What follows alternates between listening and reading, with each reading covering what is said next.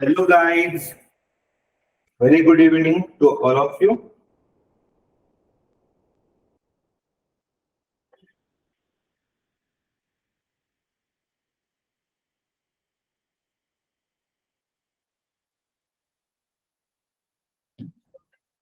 Hello guys, let's start our session.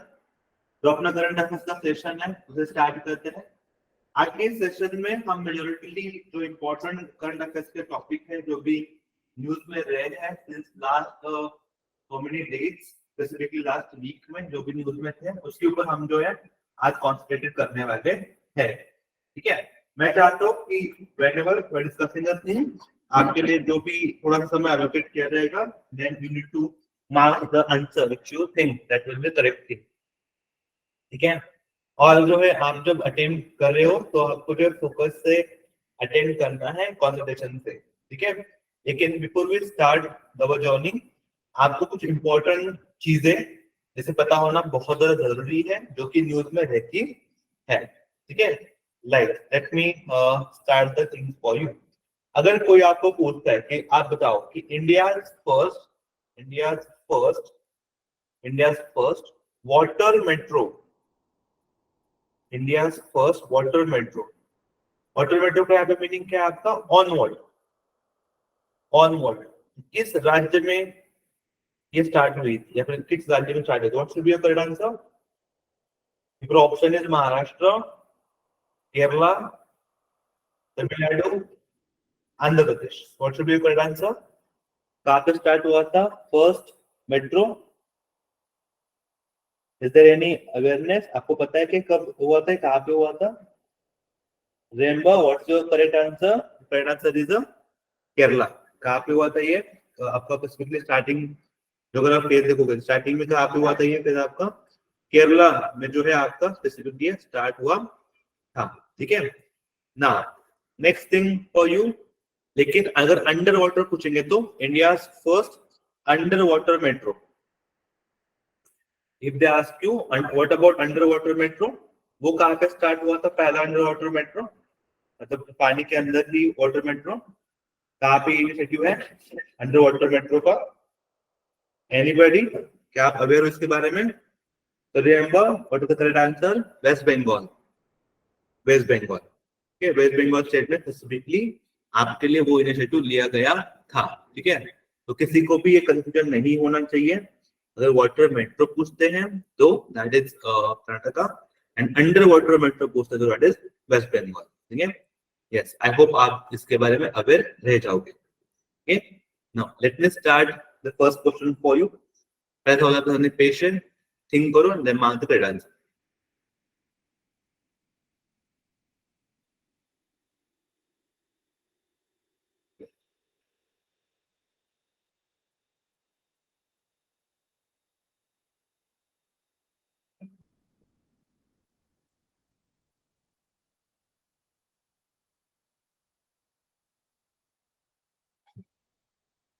Yes, थोड़ा सोचिए कि what should be the correct answer. आपका सही आंसर क्या होना चाहिए? सवाल अगर आप देखोगे, ठीक है, तो अगर सवाल बहुत ही इजी है आपका। सवाल क्या बोल रहा है आपसे? सवाल बोल रहा है कि आईडीएफसी फर्स्ट बैंक, ठीक है, एलआईसी कार्ड और एक कंपनी है जिन्होंने मिलके एक को ब्रांडेड क्रेडिट कार्ड को लॉन्च किया गया है। क्यों लॉन्च किया? Because they wanted to meet a dynamic financial need of our country. Basically जो कस्टमर है उनकी नीड पूरी करनी है। देखो, फर्स्ट ऑफ ऑल यहाँ पे जो बनाया गया है इस कार्ड की कुछ फैसिलिटीज हैं, जैसे यहाँ पर आपके इंश्योरेंस भी कवर्ड है। Like what can say accidental insurance जिसे हम बोलते हैं, तो एक्सीडेंटल इंश्योरेंस भी यहाँ पे कवर हो जाएगा। प्लस आपका अगर मोबाइल या फिर जो कार्ड है आपका, वो कार्ड कहीं घूम जाता है तो उसका भी इंश्योरेंस यहाँ पे कवर हो जाएगा। बिकॉज एलआईसी इन्वॉल्व है इसमें, तो ऑब्वियसली होगा कि इंश्योरेंस का फैक्टर तो आने ही वाला है अगर ये फैसिलिटी आप इंजॉय करते हो तो। ठीक है, तो remember this is nothing but what is the correct answer? If you think it's रुपए, नो इट्स नॉट रुपए, it's not even visa. What is the correct answer? It's a master card. What is the correct answer? Master card is your correct answer. ठीक है, so please write down this, very important for you. IDFC First Bank, LIC card, and Mastercard have partnered to launch exclusive co-branded credit card to meet the dynamic financial need to meet the dynamic financial needs of the country. This card is available in a two variant. This card is available in two variant. First, LIC Classic and second LIC Select. कौन सा card है ये? LIC Classic भी इसके साथ है और LIC Select भी इसके साथ है. ठीक है? Now, the credit card will let more than 27 crore policy holders across the country and save in the form of reward points on every LIC insurance premium payment. अगर आप देखो इसके benefits, so it include a 50,000 cover for loss of card liabilities, plus the personal accident insurance coverage up to 5 lakh, and both are very much important for you. ठीक है? अब ये जो particular thing है जो यहाँ पर मेंशन है, that is very much important. LIC, which wanted to promote a brand for a trust, and IDFC First Bank represent the new age customer centricity. I hope आप सबने इसके नोट्स लिखे हैं and you are aware about now this particular fact.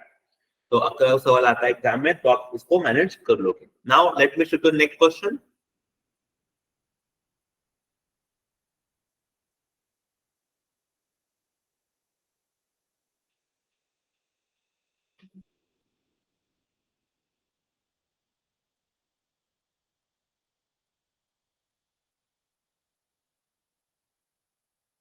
Okay, क्या आप लोग aware हो इस पर्टिकुलर क्वेश्चन के बारे में? अगेन, जब आप सवाल को पढ़ते हो सबसे पहले दिमाग में क्या आता है कि ये international institute for unification of private laws, ये जो बॉडी है वो किस लिए है? What's the main purpose of this particular body? तो फर्स्ट ऑफ ऑल रिमेंबर, ये जो इंटरनेशनल बॉडी है इसका काम ही है कि यूनिफाइड करना प्राइवेट लॉज को. इसका जो नाम है, इसका मेन पर्पस ही वही है, तो बताया है उसलिए गया है ताकि है ये क्या करें, लॉज को क्या करें, प्राइवेट जो लॉज होते हैं उसको क्या करें, यूनिफाइड करके देखें. ठीक है? नाउ अब इसकी जो गवर्निंग काउंसिल है, we are very proudly that Uma Shekhar has been selected for this particular post. Now इसलिए मैंने यहाँ पर स्पेसिफिकली यहाँ पे मेंशन भी किया है कि India's Uma Shekhar is selected for the governing council of this particular body. It's a historic moment for India because Uma Shekhar has secured a remarkable victory of garnering a 45 out of 59 votes. And ये particular body है, इसका जो council और governing council का जो meeting है वो कहाँ पे held होने वाला? Please write down this particular thing. इस council का जो meeting है वो कहाँ पे हो? रोम, इटली. ठीक है? Now सेम है जैसे मैंने बोला कि ये जो पर्टिकुलर इंस्टीट्यूशन है इसका काम ही है जो पर्सनल लॉज है उसको क्या करना है, आपको यूनिफाइड करना. उसका काम है कि यूनिफिकेशन ऑफ प्राइवेट लॉज. ठीक है? और इसका हेडक्वार्टर आपको कहाँ मिल जाएगा? रोम, इटली में मिल जाएगा. Please write down this thing. इसका हेडक्वार्टर आपको कहाँ पे मिलने वाला है? रोम, इटली में इसका हेडक्वार्टर आपको मिलने वाला है. ठीक है? Now because this is again very much important fact for you. Now next, थोड़ा सोचो.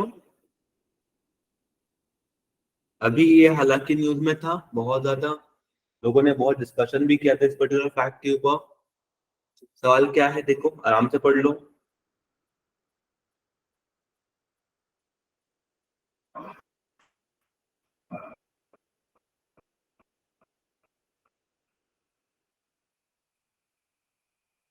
ओके चलो, सवाल क्या देखो. Who among the following Indian tennis players have made it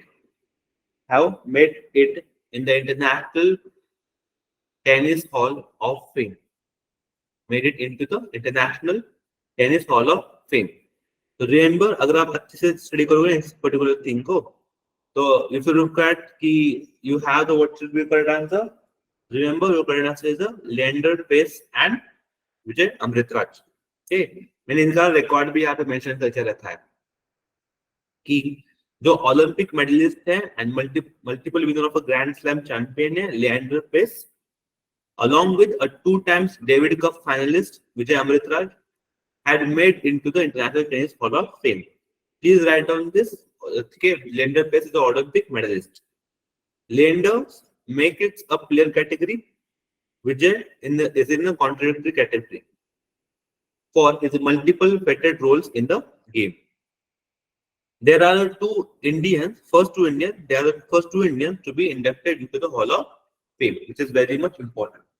Since 2006, Vijay Amritraj Foundation has provided education and basic need for women and children in the Indian community. This is again very much important. If you look at Leander Pace, so he has won 8 Grand Slam double titles and 10 mixed double titles. And that's why to make it, please learn, that's why to make it only one of 3 men in the tennis history to complete a career of Grand Slam in both doubles as well as mixed doubles. ऐसे करने वाला मतलब double में भी grand slams and mix में भी grand slam ऐसे करने वाले it's only one of the 3 men's में ये आते हैं and that's why it's very important to remember him. आप इसी उनके कंट्रीब्यूशन का मदद देखते हुए ये पर्टिकुलर जो उनका सिलेक्शन है किया गया है. नाउ नेक्स्ट,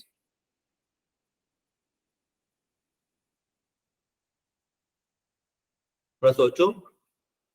मेरे लिए एट वेरी फर्स्ट अगर इस सवाल को आप पढ़ रहे हो और आपको कोई आइडिया नहीं है तो मैं चाहता हूँ एट वेरी फर्स्ट आप यही लिख लो कि बिपिन चंद्रा साहब जो है उनको अवार्ड मिला है. he has been honored with what Champions of Change Award by Interactive Forum on Indian Economy. ये अवार्ड जो है पहली बात तो यही लिख लेना कि ये पर्टिकुलर अवार्ड उनको मिला है. ठीक है, ये सवाल भी इतना भी सवाल अगर आ जाते हैं ना कभी एग्जाम में आपको कि भाई ये IFI का जो अवार्ड है that is the institute forum on Indian economy IFI, तो ये जो अवार्ड किसको मिला ये भी इतना भी सवाल आ जाता है ना आपको किनको ये मिला है तो रिमेंबर बिपिन चंद्र साहब को मिला है. एंड फिर अगर वो बोलते हैं कि he is the CEO of which company तो फिर आंसर करना है CEO of iSoft technology company. That is your correct answer. यहाँ पर मैंने स्पेसिफिकली मेंशन भी उसके लिए करके रखा है कि iSoft technology is a visionary founder. उनके visionary founder and CEO Bipin Chandra was honored with the Champion of Change Award by the Interactive Forum of Indian Economy.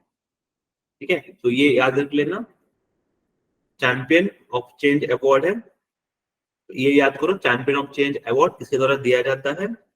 Champion of change award दिया जाता है इंटरैक्टिव फोरम इंडियन इकोनॉमी द्वारा और किसको मिला है तो विजनरी फाउंडर एंड CEO है Bipin Chandra. Now, this ISOP technology क्या है? It's a non-profit organization recognized by Government of India, which focus on a large of many innovations in our country. That need to be just remember. Next, हाँ थोड़ा सोचो इसके बारे में.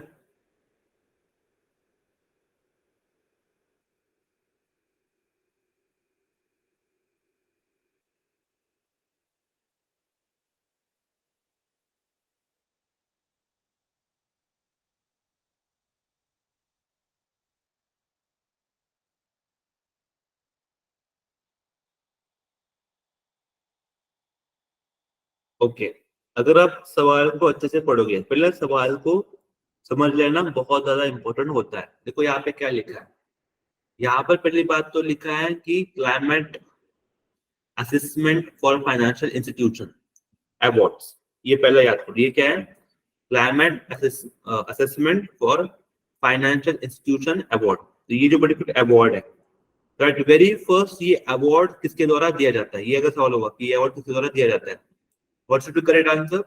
Correct answer is ये जो अवार्ड है ठीक है ये इंटरनेशनल फाइनेंशियल कॉर्पोरेशन द्वारा दिया जाता है. पहले यही लिख दो. अगर आप लोग नोट बना रहे हो तो सबसे पहले यही नोट्स में आपको लिखना इंपॉर्टेंट है और फिर लिखना कि इनका एक कैटेगरी है जहां पर आप बोलते हैं top performance. Top performance category में जो अवार्ड मिला है उसको मिला है remember it's nothing but a federal bank. इसको मिला है ये अवार्ड फेडरल बैंक को ये स्पेसिफिकली अवार्ड मिला है. ठीक है, that need to be remember. ठीक है, यहाँ पर मैं स्पेसिफिकली मेंशन भी करके रखा है, Federal Bank as a top performer of the 2023 for climate assessment for financial institution awards. This award is presented by the IFC, International Financial Corporation, is a World Bank group which has recognized the federal bank as a top performer in 2023 for climatic assessment for financial institution award for climate reporting. Out of 258 institutions globally participating in a climatic reporting through this particular tool. Now, Federal Bank secured a top two positions in the global set with the highest climatic loan amount reported. Please write on this particular thing. अगर आप highest climate loan amount reported भी देखते हो plus green house gas mitigated category भी देखते हो, तो in both the cases में आपको फेडरल बैंक मिलेगी, both the cases federal bank आपको मिलेगी, which is again stand out the federal bank at very top, which is again very important, and again same thing, it helps to federal bank to be stand out, and that is very much important.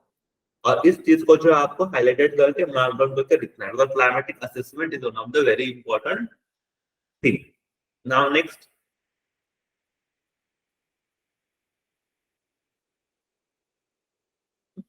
थोड़ा सोचो इसके बारे में, बहुत important है, अभी news में भी था.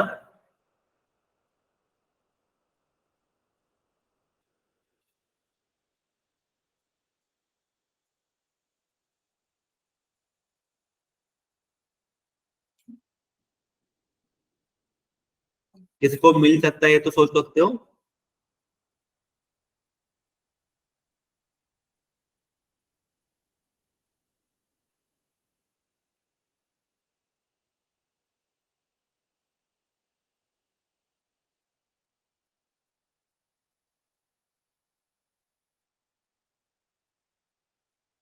ओके चलो, let discuss.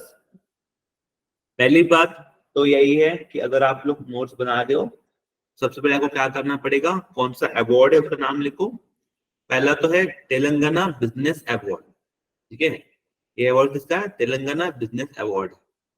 For which category कौन सी है, best girl child empowerment, best girl child empowerment, ठीक है. तो ये जो अवार्ड है किस फाउंडेशन को दिया गया है, ऐसा कौन सा फाउंडेशन है जो सबसे ज्यादा काम करता है गर्ल चाइल्ड एम्प्लॉयमेंट के एम्पावरमेंट के ऊपर. Now you have various option in front of you. You might be thinking it's a Tata Foundation, but it is not a Tata Foundation. It is not a Birla Foundation. What is the right answer? It's a Reliance Foundation. Please write down this. This particular award is received by the Reliance Foundation. इसलिए मैंने यहाँ पर specifically mention करके रखा है आपके लिए, ठीक है. Yes, just little bit thing from my side, ठीक है. BBG Foundation become the winner of Telangana Business Award. Just little bit correction from my side. I'm so sorry.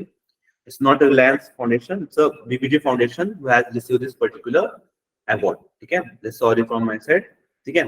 तो just need to be remember कि जो best girl child empowerment category है वहाँ पे will get the BBG Foundation Award. ठीक है. Little bit वहाँ पे करेक्शन कर लो ऑप्शंस में, ठीक है. ना देखो, तो गर्ल चाइल्ड के अगर एम्पावरमेंट हम बात करें इस पर्टिकुलर स्कीम का, तो अगर आप अपने गवर्नमेंट ऑफ इंडिया के बारे में सोचते हो तो we have a very famous scheme that is called as mission Shakti scheme, ठीक है. Mission Shakti scheme which is again very much important, okay. Mission Shakti scheme, this is specifically when it come to domestic violence के लिए है, domestic violence के लिए है. Similarly, we have very famous scheme called as the Gandhi Kasturba Gandhi वात्सल्य योजना, जिसके अंतर्गत जो बच्चियां हैं उनको जो बाहर रहती है तब उनको हॉस्टल फैसिलिटी जो प्रोवाइड करने का इसमें बोला गया है, ठीक है. That is again very important thing. Mission शक्ति के आपके दो पार्ट आ जाते हैं. वन पार्ट इज द संभाल part and second part is the सामर्थ्य. सेकेंड पार्ट इज सामर्थ्य, ठीक है. तो संभाल पार्ट है, इसमें आपका आता है इट्स फोकस ऑन की प्रोवाइडिंग, यहाँ पे आता है one stop centre. One stop centre यहाँ पे क्या रहता है आपका, वन स्टॉप सेंटर रहता है. एंड जो वन स्टॉप सेंटर है आपका, इस वन स्टॉप सेंटर में क्या है ना, यहाँ पर क्या जाते हैं आपको टेम्पररी शेल्टर, इसका सबसे इंपॉर्टेंट क्या है, टेम्पररी शेल्टर फॉर 5 days। इसका मतलब क्या है कि कोई अगर लाइक लड़की है, अगर वो डोमेस्टिक वायलेंस से परेशान है, तो वो क्या कर सकती है, गवर्नमेंट के जो वन स्टॉप सेंटर होते हैं वहां पे आ सकती है। तो वहां पे उसको जो लीगल एड भी प्रोवाइड की जाएगी और उसको शेल्टर भी प्रोवाइड किया जाएगा। अब उसका जो शेल्टर होता है that is for the temporary period के लिए, मतलब 5 days के लिए उसको टेम्पररी शेल्टर मिल जाता है। आफ्टर 5 days उस लड़की को सामर्थ्य कैंपेन में भेजा जाता है। इसका मोटिव होता है empowerment of a female. Female को बस संभाल के नहीं रखना, उनको क्या करना है, एम्पावरिंग भी करनी है। ठीक है, और यहाँ पे जो है उनको शेल्टर मिल जाता है 3 साल के लिए। 3 साल के लिए जो है फीमेल यहाँ पे रह सकती है। उसके बाद उसको फिर मतलब एम्पावर किया जाएगा, एंड एम्पावरमेंट के बाद फिर they will be moving ahead. That is again very important scheme. इस सब में क्या होता है, like we have one more very important NGO जो इंडिया में काम करते हैं। बहुत सारे ऐसे एनजीओ जो इंडिया में काम करते हैं ताकि गवर्नमेंट का हाथ बढ़ा सके, गवर्नमेंट को प्रमोट कर सके। Okay, and one of them is you have this particular foundation. Okay, now I hope you are getting the things. Okay, now let's move on to the next part. Now सोचो थोड़ा सा।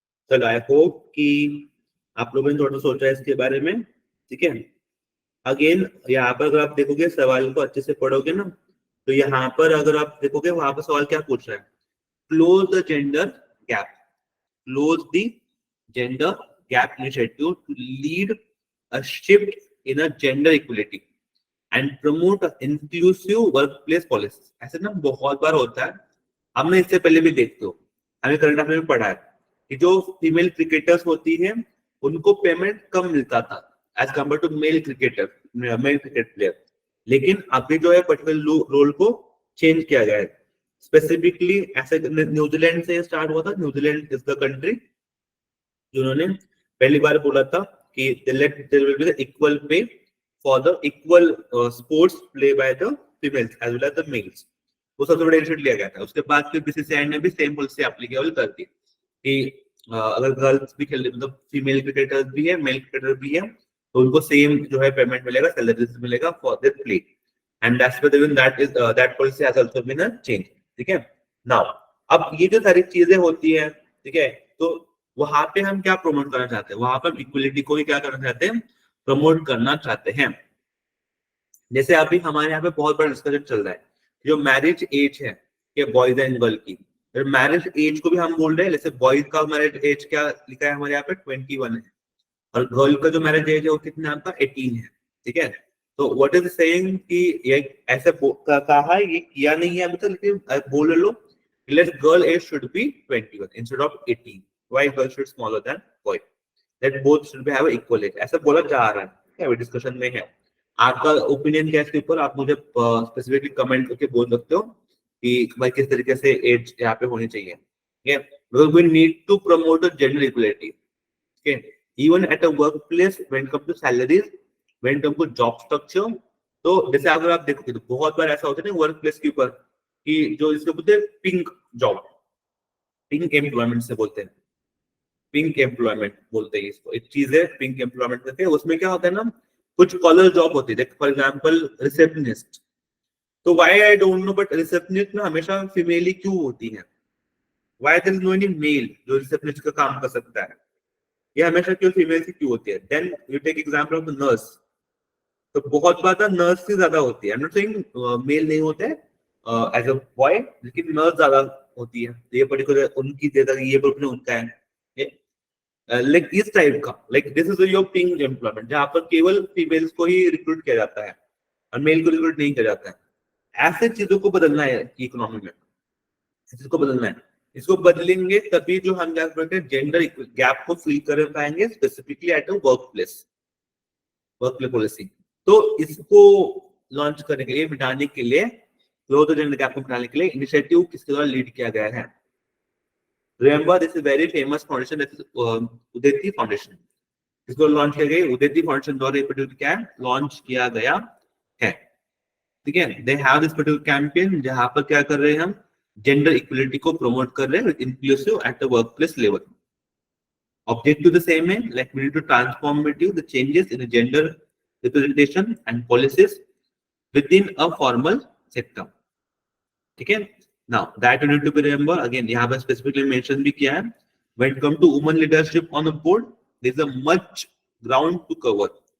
43% reports one mandatory female board member. Okay. Next. Yes, I hope you guys are aware about this topic. Again, very much in news.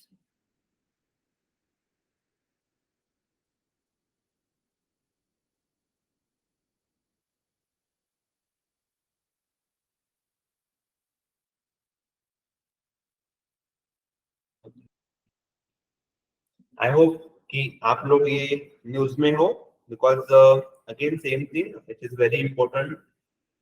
EV vehicle का जो भी आता है solutions के लिए आपको याद कर लेना वेरी इंपॉर्टेंट है।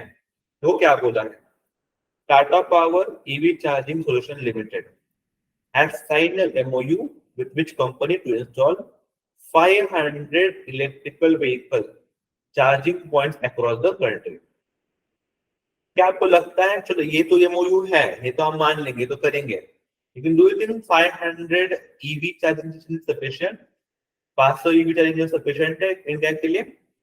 It is very much not sufficient, very much not sufficient. We need to promote more, we need a more charging station in our country, अगर आपने ये करना है तो अब जो एमओयू साइन किया जा रहा है वो किसके साथ साइन करेंगे? तो ऑब्वियसली है कि भाई देखो, पेट्रोलियम जो आपका भारत पेट्रोलियम कॉर्पोरेशन लिमिटेड, इसके साथ जो आपका नहीं है। Similarly you get confuse between electrical limited और यू फेल्ट इट कि हाँ वही होगा, तो लेकिन बेल भी नहीं है। What should be then? It should be Indian Oil Corporation Limited. Indian Oil Corporation Limited, please write down like this कि IOCL plus Tata, Tata EV, Tata power, ठीक है, इसे बोलते हैं। So they have a tie-up for what? Establish of 500 charging station across the country. But I personally felt it, we need multiple or many more charging station. मैंने यहाँ पे Tata power के बारे में यहाँ पे आपने लिख भी लिया है, ठीक है। The customer will able to use a Tata Power EZ Charge plus Indian Oil E-Charge app to locate and book the charges. ये सबसे बड़ा है कि मतलब आपको पता तो होना चाहिए कि कहाँ पे होना चाहिए, ठीक है। तो we please write down this Indian Oil e charge app and Tata power EZ charge app is very important for you, because you can book and locate your particularly कि कहाँ पर चार्जिंग स्टेशन आपको मिल जाएंगे। सिमिलरली यहाँ पर देखो ये particular data last वाला very important, Tata power currently has a charging infrastructure across the 420 cities in India.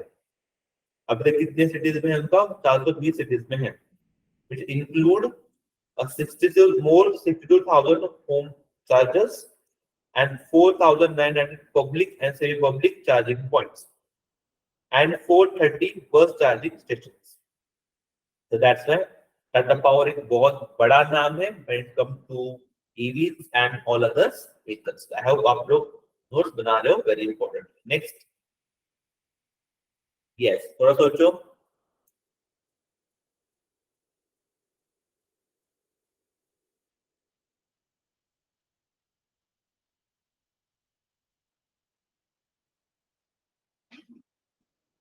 Again सवाल ज्यादा डिफिकल्ट नहीं है, लेकिन अगर पहली बार सुन रहे हो सवाल को तो माइट भी आपको डिफिकल्ट लग सकता है। सवाल क्या देखते हैं, according to the report release by Bain and company in collaboration with Flipkart, India's e-retail market established to reach over 160 billion by which year? जो हमारा ई रिटेल मार्केट है, इलेक्ट्रो जो बिस्किट हम लाते हैं retail market on E platforms, वो 160 billion dollar तक कब तक पहुंचेगा इस ईयर। तो you need to remember this is a target set up to 2028। 2028 तक हमने टारगेट सेट करके लिया है। आपको ये लिख लो, please write down this particular thing. यहाँ पर स्पेसिफिकली मेंशन भी कर रखा है कि e retail in India is expected to scale beyond 160 billion dollar value up to 2028। ठीक है, वेरी इंपॉर्टेंटली। ठीक है, इसलिए हमने यहाँ पर लिखा for you I have also mention this particular thing कि around 420 so around 220 to 40 million shopkeepers are expected to participate in a e-retail in 2023. This is help, ये क्यों होते थे, कोई पार्टिसिपेंट बन जाएगा तो क्या हो जाएगा, this will help to grow your more than 60% interest user print users are not shopping online versus only 20% in the US and China. अगर आप देखोगे तो इंडिया में 60% कस्टमर्स अभी भी ऑनलाइन शॉपिंग नहीं कर रहे हैं एज कम्पेयर ऑफ चाइना में, जब यूएस में वहां पे बस 20% नहीं कर रहे हैं, मतलब 80% कर रहे हैं। अगर इंडिया में बस 40% लोग शॉपिंग कर रहे हैं, फिर भी हम एनुअली अगर देखोगे, एनुअल देखो तो बहुत ज्यादा जंपिंग है। ठीक है, ऑलरेडी अगर 2023 की बात करें तो market has experience a strong growth in post pandemic with estimated value of 57 to 60 billion in 2023। This is again, अगर अभी ना हमारे लोग कर भी नहीं रहे, अभी तो 60% 40% लोग कर रहे हैं, फिर भी इतना है। जिस दिन ये 60% लोग भी करना स्टार्ट कर देंगे, तो आप समझो कितना बड़ा मार्केट हमारे पास कैप्चर हो जाएगा, how much we can capture. And again I would say this is the near future, this is going to be happen in the near future. ठीक है, बिकॉज जैसे जैसे कंट्री डेवलप होने स्टार्ट करती है, वैसे वैसे लोग एक्स्ट्रा स्पेंडिंग स्टार्ट करते हैं एक्स्ट्रा सर्विसेज के ऊपर, और जो लोग एक्स्ट्रा स्पेंडिंग स्टार्ट करते हैं, एक्स्ट्रा खरीदते हैं, वही लोग आगे जाके क्या करते हैं, डेवलप बन जाते हैं। That is the crucial thing in economy. ठीक है, चलो आई होप आप लोग इसको अवेयर रहोगे। नेक्स्ट सोचो थोड़ा सा,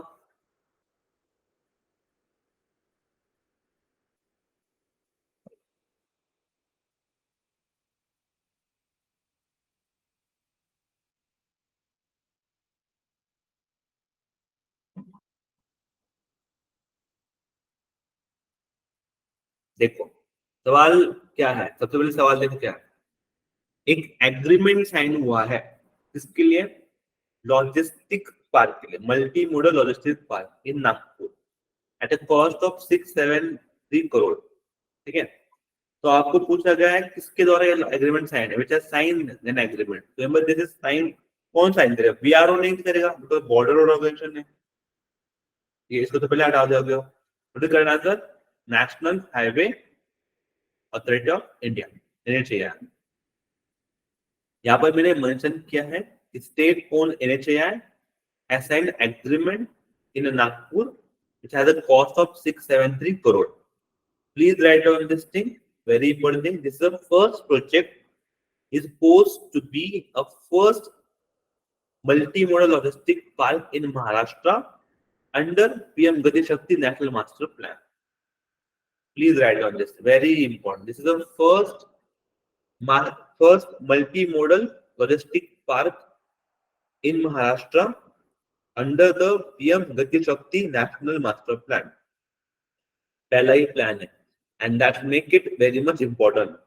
ठीक है, अब ये जो पार्क है इसका अगर आप एक्सटेंशन देखोगे, this park will be develop in area of 150 acres under the public private partnership model at estimated cost is 673 crore. ठीक है, so again this is very much, यहाँ पे क्या क्या होगा फिर, they will establish a warehouse, cold storage facility, intermodal transport, handling facility for container terminals and bulk cargo terminals। ठीक है, plus some value added services भी वहां पे हो जाएंगे आपके। मतलब क्या होता है, जब आप किसी पोर्ट से निकलते हो, पोर्ट से निकलते तो आपको you need some station and फिर यू मूव हेड। जो स्टेशन होते हैं जहाँ पर आप रुकते हो, that is a very multi modal system. यहाँ पे वेयर हाउस भी हो सकते हैं, ड्राई पोर्ट भी से बोलते हैं, तो वहां पे भी कर सकते हो। That is again very much important for the economic boosting। Next, very easy, अभी अगेन न्यूज में था।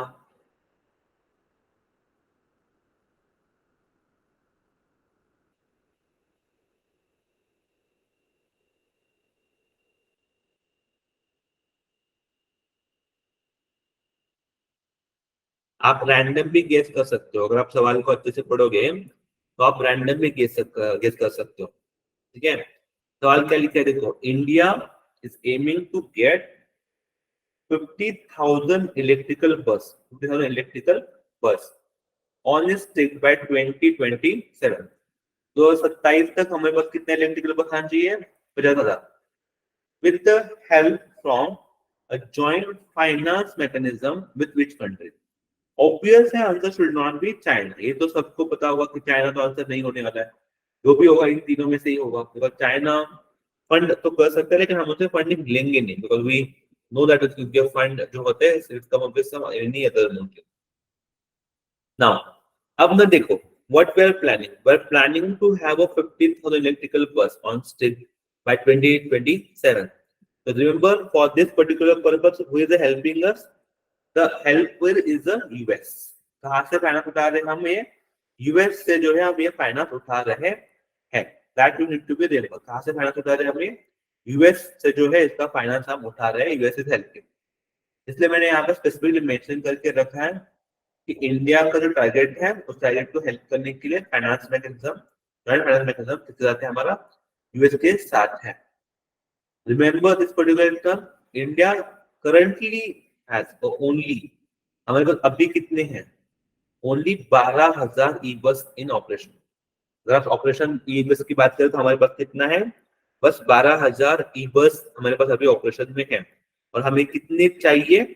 तो हमें टोटल चाहिए 50,000 इलेक्ट्रिकल बस चाहिए। ठीक है, डू यू थिंक ये पॉसिबल है? और डू यू थिंक इतना बस हम इलेक्ट्रिकल बस जनरेट कर सकते हैं? आर यू इन सपोर्ट कि हम कर ले ये? देखो, इलेक्ट्रिकल बस को बिल्ड करना मतलब इन्वायरमेंटल प्रोटेक्शन का भी काम है। हम इन्वायरमेंटली भी खुद को क्या कर रहे हैं? सस्टेनेबल कर रहे हैं। प्लस प्लस जो हमारी नीड है ऑयल के ऊपर, वो भी नीड क्या हो रही है? हमारी कम हो रही है। तो इन बोथ साइड इन्वायरमेंट को भी हमारा सपोर्ट है, प्लस जो हमारी आई कैन से नीड है रिगार्डिंग द इलेक्ट्रिकल बस प्रमोशन, ऑयल का भी कंजम्पशन, वो भी क्या हो जाएगी? कम हो जाएगी। ठीक है, please, this is again very much important initiative. Next, थोड़ा रीड करो, सोचो।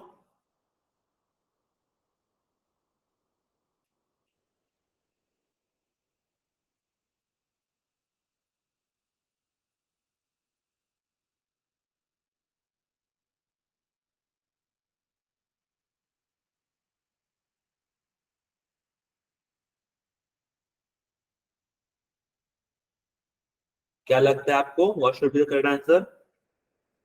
आपको करेक्ट आंसर क्या होना चाहिए इसमें? What do you think? पहले तो सबसे पहला एक चीज आप नोटिस करो, क्या नोटिस करोगे आप? कि एक एग्रीमेंट है, एग्रीमेंट साइन हुआ है कि कौन से बीच में? Germany state own investment and development bank, तो नाम क्या आपका? KfW। They have sign agreement to provide almost 4,500 crore as a financial assistance for expansion of which metro? कौन से मेट्रो के एक्सपांशन के लिए एग्रीमेंट साइन है? रिमेंबर, हम फोकस कर रहे हैं expansion of metro, Bengaluru metro. इसका एक्सपेंशन करना है बेंगलुरु मेट्रो के लिए, स्पेसिफिकली ये एग्रीमेंट किया गया है। ठीक है, जर्मनी की स्टेट ओन कंपनी ने बेंगलुरु मेट्रो के प्रमोशन के लिए ये particular amount financial assistance provide किया गया है। This funding would be used to construct a new lines in Bengaluru Metro. It's also called as a Nama Metro. ठीक है, जस्ट रिमेंबर, यहाँ पे इस कंपनी के पर्टिकुलरली बारे में बताया मैंने, KGF which has been active in India since 1958. उन्हें अदर फंडिंग भी उनके द्वारा की गई है। ठीक है, नाउ नेक्स्ट क्वेश्चन, सोचो and try to mark the correct answer.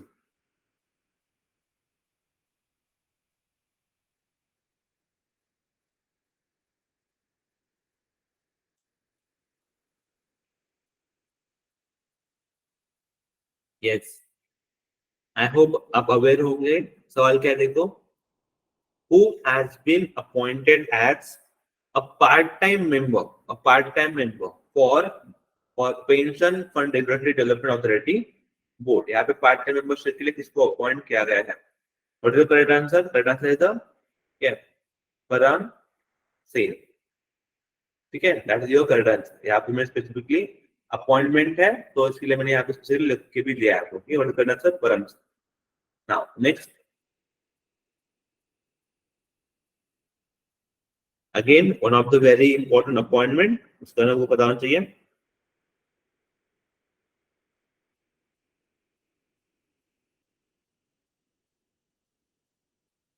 Okay, so I hope you guys are aware about it, appointment के रिगार्डिंग। देखो क्या पूछा है उन्होंने, पूछा है who has been appointed as a, yes, who has been appointed as the CEO of Indian technology, कौन है?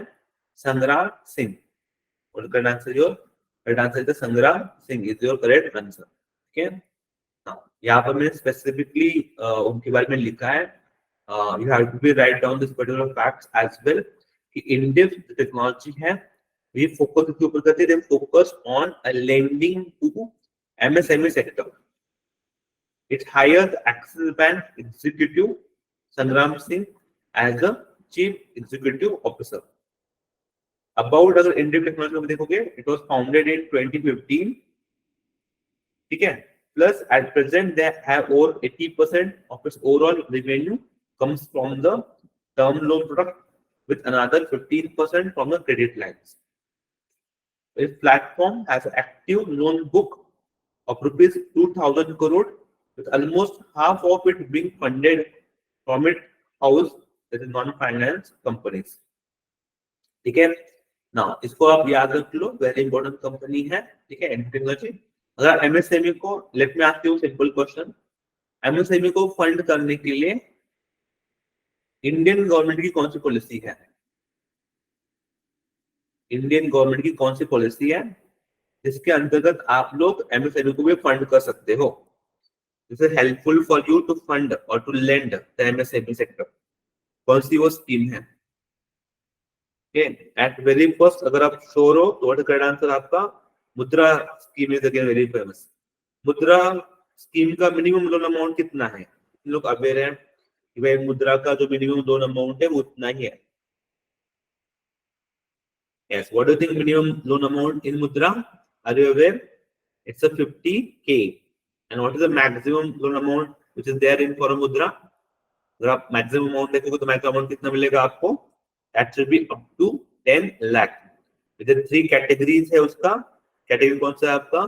शिशु, किशोर एंड तरुण, ये कैटेगरीज वैसे है। आई होप आप लोग मुद्रा के बारे में अवेयर हो।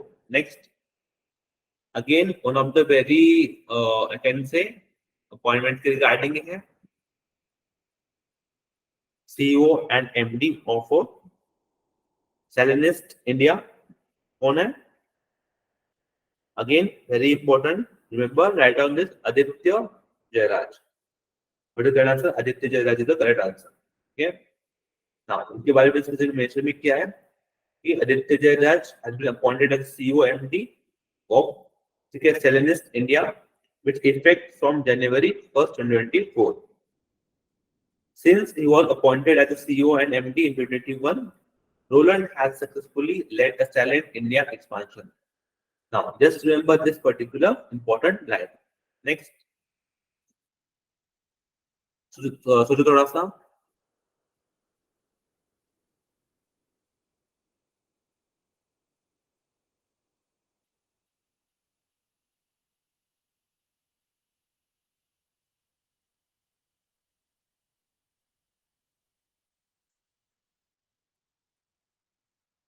ओके, लेट्स अंडरस्टैंड द सवाल एट वेरी फर्स्ट क्वेश्चन क्या बोल रहा है, ठीक है। Who was honoured with Karamveer Chakra medal and Rex Karamveer global fellowship, ठीक है, by ICON GO in collaboration with the United Nations? What is the answer? Remember, the correct answer is the Hemchandra Ravi Kumar.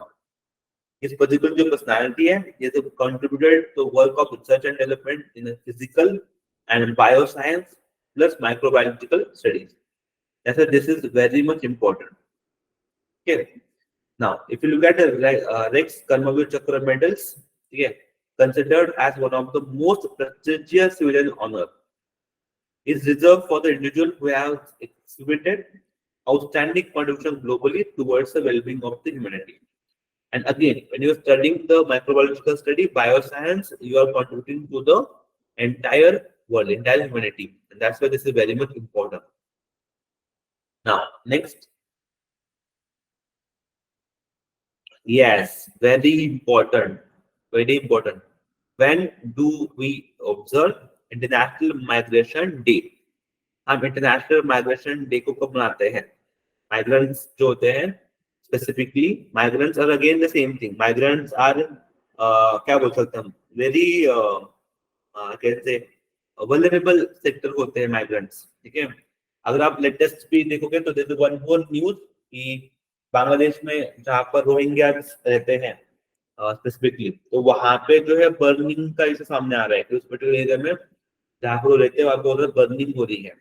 ठीक है, इसलिए we need to migrant भी है. अगर जैसे और एक इशू बोलता हूँ मैं भी, अफगानिस्तान से जो माइग्रेंट आए थे पाकिस्तान में, अब पाकिस्तान गवर्नमेंट द्वारा बोला जा रहा है उनको कि आप वापस से अपने देश में चले जाओ, लेकिन जाने से पहले you need to pay back certain amount to us. मतलब आप समझो कि माइग्रेंट्स है वो लोग, ऑलरेडी वो माइग्रेट होके आए हैं, मतलब already they have so many tension in their life, so many pressures, and you are not demanding the money from them. Similarly, they are living in your country, so you cannot treat them like a slave. So migrant has their own rights. Okay, so remember this International Migrant Day we observe on 18th December. 18 दिसंबर को हम इसको मनाते हैं. इसलिए मैंने इस बार specifically mention करके रखा है कि यहाँ पर क्या होंगे, हम बेनिफिट्स एंड कॉन्ट्रीब्यूशंस देखेंगे migrant offers with the host communities. Same, what are the challenges which faced by them. We need to promote and protect the rights of all the migrants, which is important. ठीक है. Now, similarly, अगर आप देखोगे इस साल का theme क्या था, promoting a safe migration. ताकि आप माइग्रेशन जब कर रहे हो तो safety is one of the very important concern. जैसे मैंने अभी आपको 2 हाईलाइटेड एग्जांपल दे दिए जहां पर माइग्रेंट की सेफ्टी बहुत ज्यादा कंसर्निंग है. रोहिंग्या को अगर आप देखोगे, अगर आप इंडियन एक्सप्रेस पढ़ते हो तो इंडियन एक्सप्रेस स्पेसिफिकली आर्टिकल भी आया इस पर्टिकुलर टॉपिक के ऊपर, माइग्रेंट के ऊपर, किस तरीके से वहां पर उनको इशू फेस करने पड़ रहे हैं करके. ठीक है, सिमिलरली अफगानिस्तान का माइग्रेंट का इशू तो है ही है. सिमिलरली अगर आप इंडिया में भी देखोगे ना, तो नॉर्थ ईस्ट में जो बहुत सारे झगड़े चलते हैं, ठीक है, नॉर्थ ईस्ट में जो झगड़े चलते हैं वहां पे भी स्पेसिफिकली क्या होता है, इसी टाइप का जो माइग्रेंट्स के होते हैं इशू आते रहते हैं. तो माइग्रेंट है वही क्या करते हैं, प्रॉब्लम फेस करते हैं. ठीक है. Now, that's great. I hope you are getting the point. Similarly, ये point में लिख लो कि United protection of the rights of all migrant workers and member of their families, which was adopted by the United Nations on 18 December 1990. Okay. Now, next question.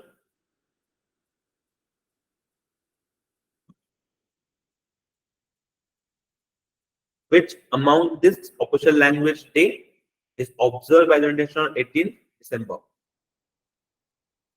तो सोचो कौन सा optional language है.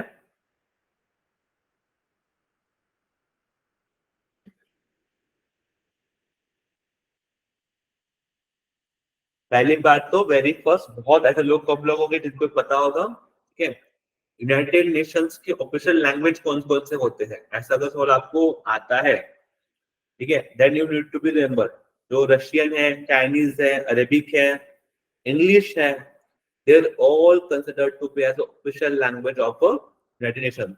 Again, this is very important because बहुत सालों से Indian government में try कर रही है कि Hindi should become the official language of the United Nations, but still हमने वो रिकॉग्नाइज नहीं किया गया है अभी तक.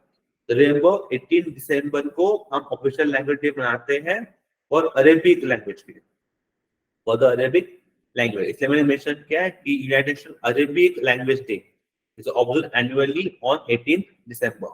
Again, the day was established by the UNESCO in 2010.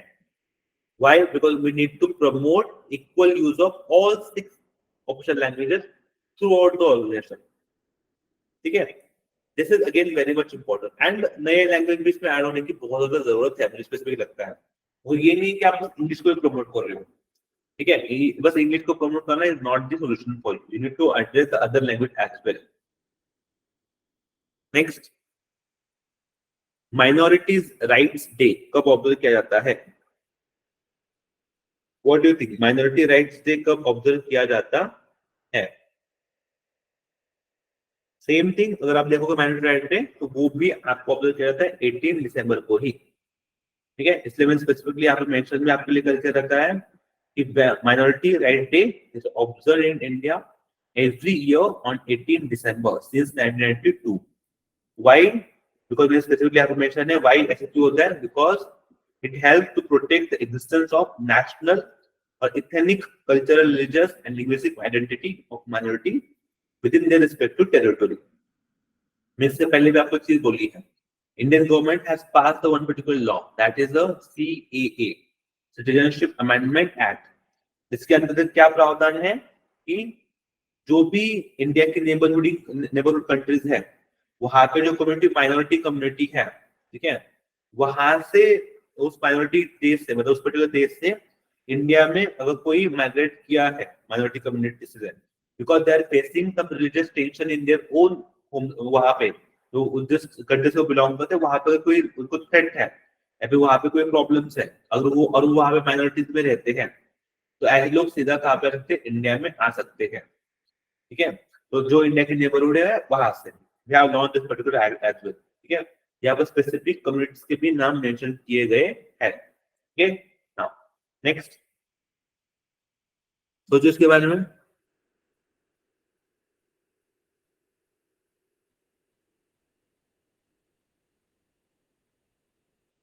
सोचो इसके बारे में।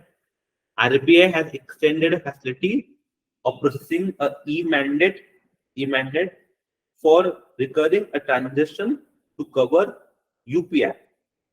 What is the maximum permissible limit for transaction under this particular arrangement? कितना लिमिट दिया गया है?